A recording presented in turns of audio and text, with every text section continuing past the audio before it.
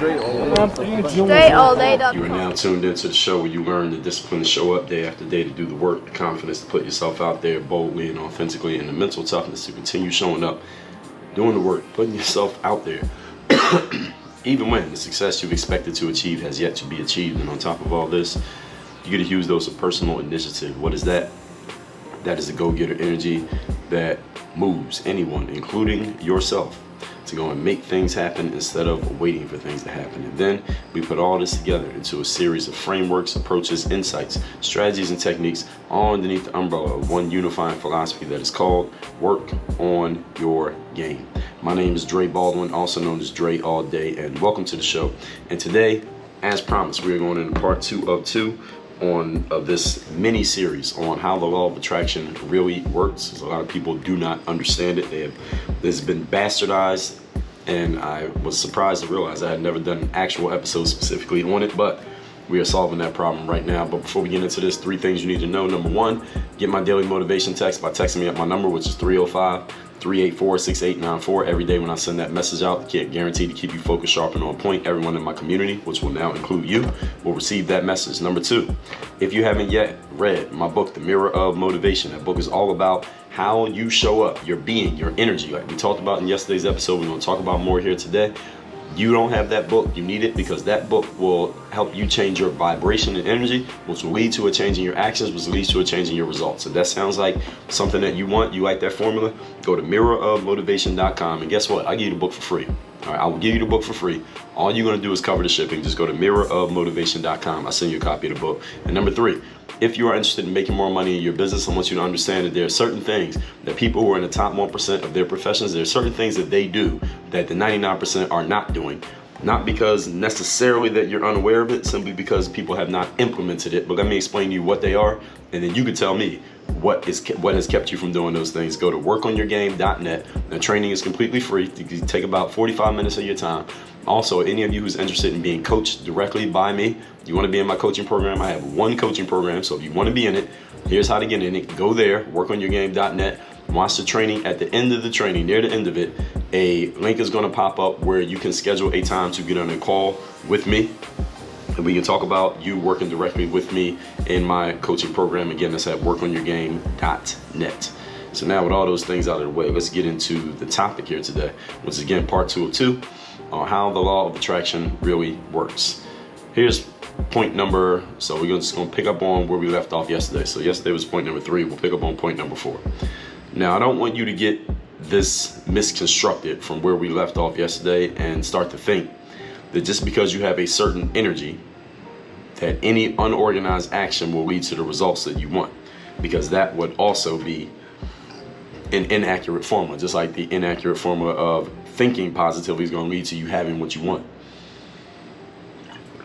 Those are both inaccurate formulas. So let me tell you the rest of the story. All right, you need the whole thing. Your being is based on a triumvirate of 3 things: physiology, focus, and internal conversation. All 3. Physiology, focus, and internal conversation. What do those 3 things mean? Number 1, physiology. What are you doing with your body? Right? How you are using your body matters. Number 2, what are you focused on out of all your options in the moment? You can focus on a lot of things, even right now. What are you choosing to focus on? And number 3, what are you telling yourself about your current situation, your current state, and your current object of focus? Here's the good news about all 3 of these. You have a choice in all 3 at all times. You can choose what to do with your body, your physiology. You can choose what to focus on, and you can choose what your internal conversation is at all times. It's when we make poor choices or no choices at all that we get the law of attraction going in the wrong direction and bringing us things that we don't want. When you don't utilize all of what the law of attraction is about, not just the pieces that are convenient for you. So what you need to do is build habits that make disciplines out of what you do with your body, make disciplines out of what you pay attention to, and make disciplines out of your internal conversation. So you see how this all works?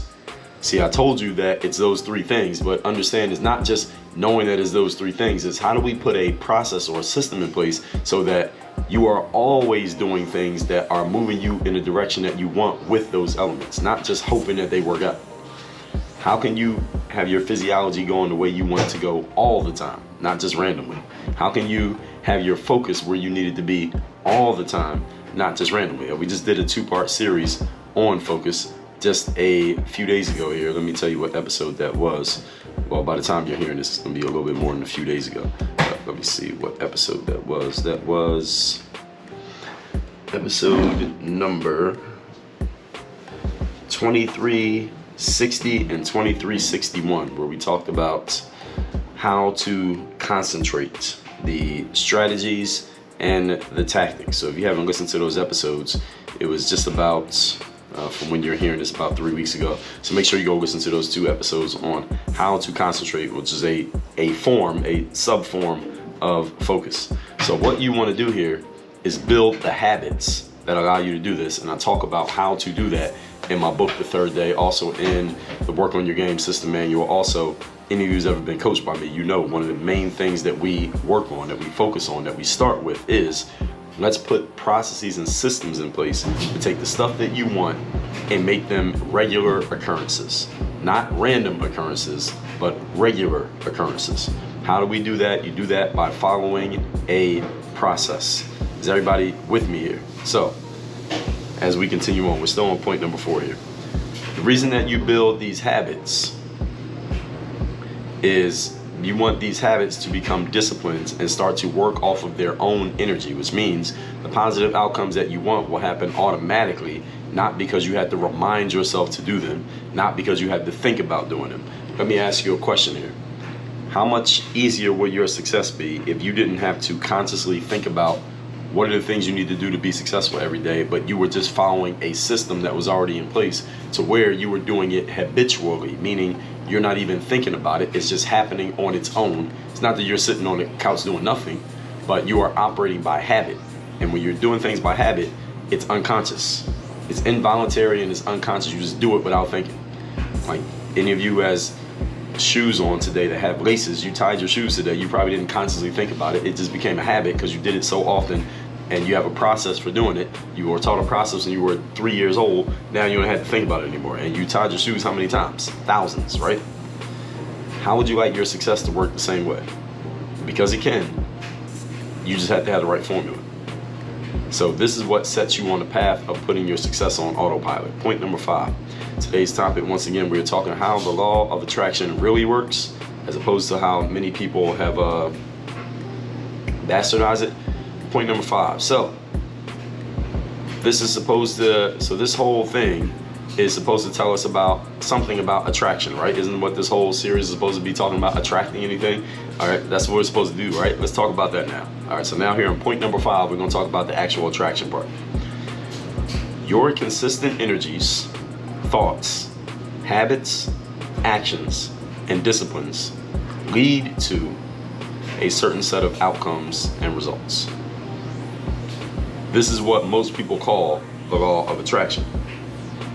Based on your consistent inputs, but you see, most people call it the law of attraction, they don't understand the whole picture. But based on your consistent inputs, you attract people, ideas, opportunities, consequences, successes, and failures into your life based on your consistent inputs. So by the time you get to around age 21, you've been alive and in control of your own mind for long enough that damn near everything that happens to you was attracted by you in some way, shape, or form, even if you didn't do it on purpose. Let me repeat that one. I want to make sure this one sinks in deeply with everybody listening.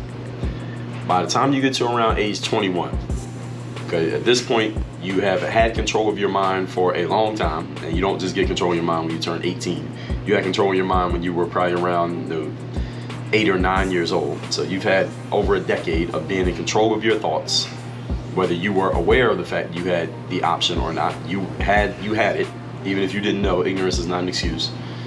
So you've, for long enough, had control of the way that you think. You can know that you can choose your thoughts, or you have had the ability to choose your thoughts. Whether you use it or not is up to you.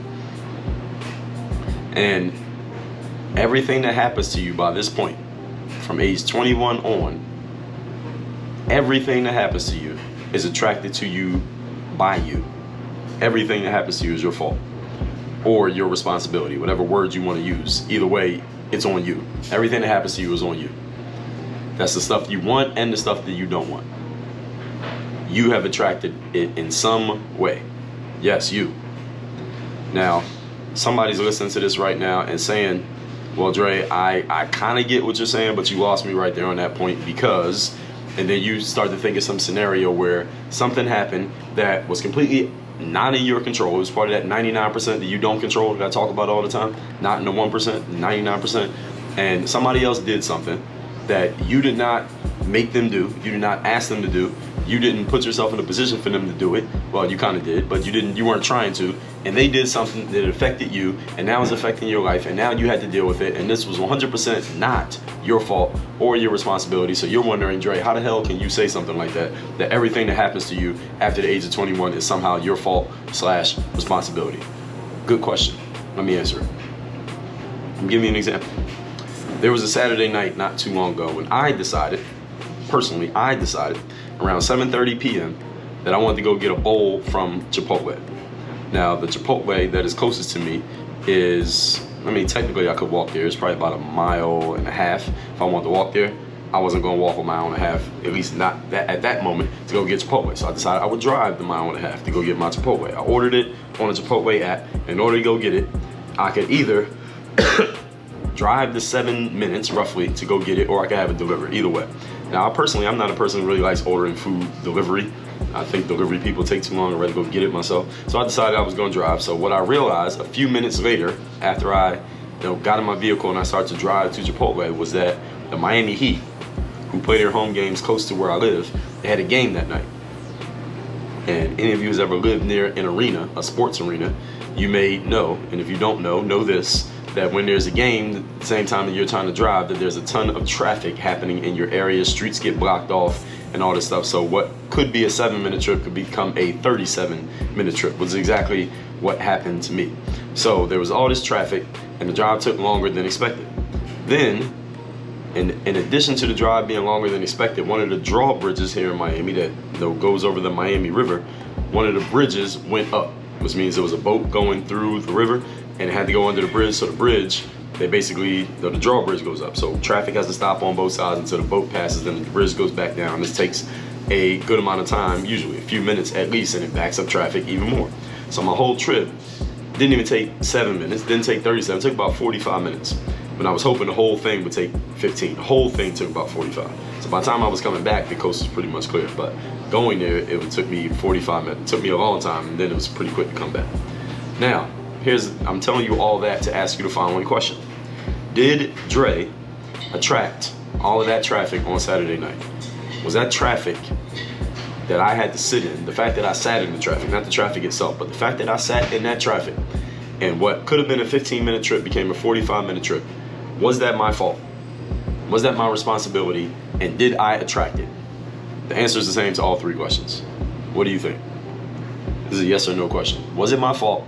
Did I attract it? And was all of that my responsibility? The answer is yes. All of it was that I attracted that situation into my life. The fact that I sat in traffic for 45 minutes was attracted by me. The fact that what could have been a 7-minute trip was a 45-minute trip was attracted by me. The fact that I was sitting in traffic to go get my Chipotle, and when I got home, the food wasn't even hot anymore. I had to heat it up again. All of that was my responsibility. All of it was my fault. All of it. Now, you might be saying, Dre, all right, I'm kind of getting you, but I don't know. I think you're going a little bit too far with this one. What do you mean? Let me explain to you what I mean by asking you a few questions. Who decided to live in the neighborhood that I live in, that's close to the Miami Heat's arena, therefore is affected by traffic anytime that there's an event or a game at the Miami Heat's arena? Who did that? Who made that decision? The world didn't make that decision. The universe didn't make that decision. I made that decision. So that's one part that's on me. Let's ask another question. Who decided to wait until 7:30 p.m. to order food on the same night that the Miami Heat had a game at home? God didn't do that. The 20,000 people who went to the Heat game that night didn't do it. Chipotle did not do it. They were open all day. Who decided to wait till 7:30 to order food? I did. Let me ask another question. Who decided to order Chipotle when I could have got something that was within walking distance of where I live. I wouldn't need to drive. So therefore, I wouldn't have been affected by the traffic. I didn't have to get Chipotle. Chipotle ain't the only place in Miami I could get food from. Why did I decide, or who decided rather, to get Chipotle when I could have got something else? I did. All of these were my doing. My choices ended up excuse me, my choices ended up working together, let's just say, to attract the outcome that I just told you about. Choices I made led to that outcome. Some of you might think this is kind of extreme, that I'm going to the extreme to prove my point. You can call it whatever you want, but the point is still proven and the point is still accurate. Here's the point. Everything that happens to you happens because of you. Everything. You're in a relationship with a jerk or someone who you're like regretting why you ever got to dealing with this individual. Well, who decided to get with that person? You did. You're in traffic right now and it's heavy traffic and you're gonna be late for your appointment or late for work, or you're gonna run out of gas, or you're hungry, or your kids in the back seat crying and they're getting on your nerves, or it's hot outside and your AC's not working. Who decided to leave the house at the time that you left the house? You did. Everything that happens to you happens because of you. Everything. This that I'm describing here is the ownership and responsibility that comes with power. The power that you have over your life means you also have ownership and responsibility over your life. Ownership and responsibility, folks, do not only apply to the things that you want, they apply to the things that you don't want. So something that you don't want happens in your life, you still have ownership of that just as much as you have ownership over the things that you wanted. You don't accept ownership and responsibility only when it's convenient for you. You accept it at all times. And it applies to everything. The more you are willing to accept this, the more power you will have, because now you're taking power and ownership over everything that takes place in your life. I mean, simple as that. And when you take ownership over things, you have power over them. What you won't own has power over you. Point number 6. I think this is our last point. Today we are talking about the law of attraction, how it actually works. Now with all of this, now you can see how you are working for and with the law of attraction. So the question is, how do you get the law of attraction to work for you? Because that's really what many people, when they talk about the law of attraction, if you think positive, you get positive. If you think negative, you get negative. Many people think that's how you get the law of attraction to work for you. No, that's not how you get it to work for you. Let's talk about it. Let's talk about how we can flip this equation around and get the law of attraction to start doing the things that you want it to do and actually do them on your behalf. How can you get the law of attraction on your payroll, basically, and get it working for you and you're paying it with your life, not with money? These are good questions. So here's how. First of all, let's remember that all outcomes leave clues. Maybe you've heard the saying that success leaves clues. That's very true. But here's one that you don't hear. Failure leaves clues. Success and failure both leave clues. Just the thing is, when people fail, often nobody goes and examines the clues because nobody wants to sit around and look in detail at somebody who failed. But you should, because there's a lot to learn in failing. Jim Rohn talked about this. He said, you know, people who fail, he said, anybody who wants to be successful should go find someone who failed, buy them lunch and sit down with them for an hour and just ask them how they screwed up their opportunity to be successful. How did they mess up? What are the things they did that caused them to become a failure? Jim Rohn said, you know, at conferences and stuff, you usually have people who have created some level of success who get on stage and speak. He said people can learn just as much from failures that they got up on stage and spoke, but nobody wants to pay a failure money to give a speech, so we don't get to hear from them. But there's a lot that can be learned from them. So I want you to understand that the clues that success leaves, failure leaves the same clues, different clues, but they leave the same amount of clues. Put it that way. And guess what also leaves clues? Randomness. Mediocrity leaves clues. Randomness leaves clues. All you need to do is look around in your life for the things that you want, then look for the clues that indicate why those things took place. This is a skill of what we call deductive reasoning. So you have inductive reasoning and deductive reasoning. Inductive reasoning is when you take a whole bunch of parts and you put them together so that you can understand how something is. Inductive, you're putting all things together. You're bringing them in and putting them together. Deductive reasoning, on the other hand, is you take something that already is together and you break it down. You take it apart to figure out how it came together. That's what we call deductive reasoning. So deductive reasoning means take an outcome that you already can observe, and to figure out why that outcome happened, you have to break it down and take the pieces apart so you can figure out what pieces led to what outcome. That's what we call deductive reasoning.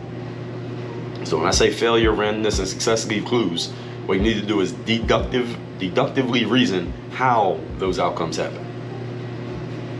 This will have you employing your skill of discernment and judgment. And here's a shortcut. If you may not be that sharp at this, or it's just work that you just don't want to do, go find yourself a coach, go join a mastermind, and ask the people who you are being coached by or masterminding with, ask them to break it down, because there's going to be somebody there that can break these things down and explain them to you. And if you go to workonyourgame.net, you're interested in working with me, this is what I do for a living, by the way.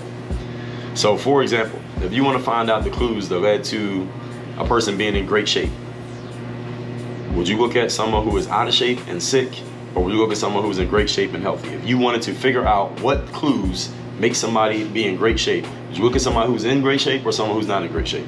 Of course, you look at somebody who's already in shape. You're looking for clues that lead to someone being in great financial space. Would you look at someone who is broke, busted, and disgusted, or you look at someone who is making the kind of money that you want to make, or at least somebody who's helping other people do it? Of course.